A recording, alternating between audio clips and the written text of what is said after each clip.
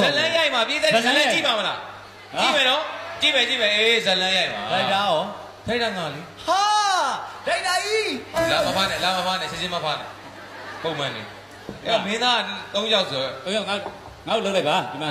ရဲမငါအဲ့ဒါနေ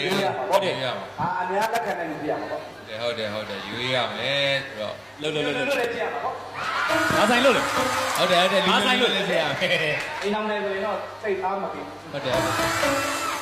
ဒီတို့အရက်အမောင်းနဲ့ရှိရမှာပေါ့ဒါရေပါဘောနော်ဒိုင်တာကြီး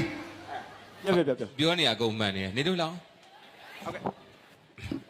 မင်းကအရက်အမောင်းလဲအိုက်တင်နေအများကြီးလုပ်တယ်မင်းအကယ်ဒမီတွေလည်းရထားဟုတ်တယ်အရက်အမောင်းလည်းရှိတယ်ပြည်သက်တွေလည်းချစ်တယ်ဟုတ်တယ်နော်အဲ့တော့အိုက်တင်ကလည်းအရန် character မိတယ်မင်းသားအတန်လည်းအကုန်လုပ်တတ်တယ်ဒီလောက်ပြည့်စုံနေတဲ့မင်းသားမင်းကဇက်ပုဇက်ပုလိုက်တာစကားကိုနားထောင်လိုက်ဇက်ပုဒါဆိုရင်တော့သိကြပြီဇက်လမ်းအတွက်လိုအပ်တဲ့ setting တွေမင်းလုပ်ပေးရမှာနော်ငါ setting တောက်တော့မရပေါ့မင်းကအရန်တော်သွားတော့ဟိုဘက်ရောက်သွားတောက်တော့မရတောက်တော့မရအဲ့တော့ဒီမပြောတော့ပါဘူးနော်ဒါမင်းသားထဲမှာကဘာမှမရှိဘူးကဘာမှတော့မရှိဘူးမရှိလို့လေဘာဖြစ်လို့လဲမင်းသားကိုဝင်ဆောင်ကိုဝင်ဆောင်တာမဟုတ်ဘူးကိုဝင်ဆောင်တာမဟုတ်ဘူးဒါရေဘေးလေးတုန်းကဟိုကယ်ရစေရလွယ်အောင်ဆိုပြီးတော့လေထိုးထားတာဩလေကြီးပေါ့ကြီးပေါ့မဟုတ်ဘူးအဲ့ခဏလေးကြာဟုတ်လားလုံးဦးမယ်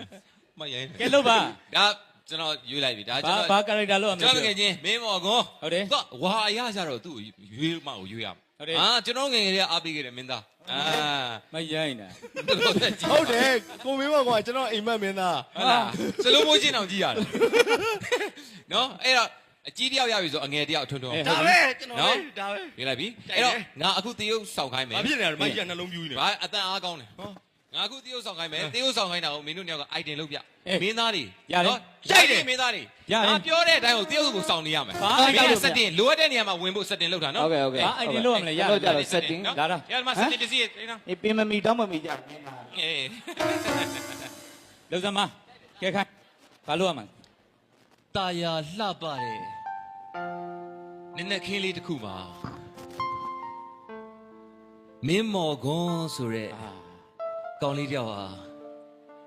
သူနှစ်ထိုက်စွာအိတ်ဆက်နေတဲ့